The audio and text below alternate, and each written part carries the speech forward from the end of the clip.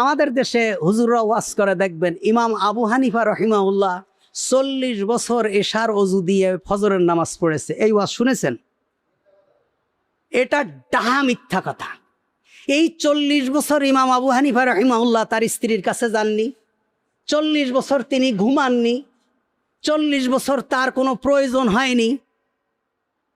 তাহলে আমি 1 মিনিটের জন্য ধরে নিলাম ইমাম আবু হানিফা 40 বছর এশার অজু দিয়ে ফজরের নামাজ পড়েছে।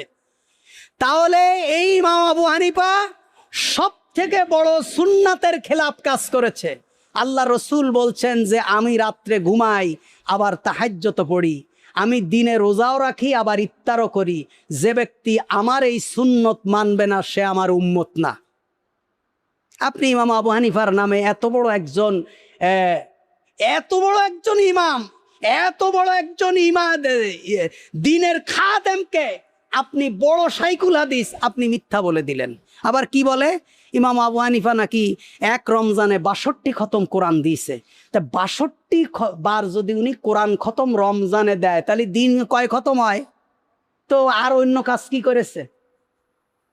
মিথ্যা কথা। তার মানে কি, আপনি আপনার হুজুর, আপনার ইমাম, আপনার পীর, আপনার মুরব্বিরে আপনি খুশি করতে গিয়ে স্বয়ং মুহাম্মদ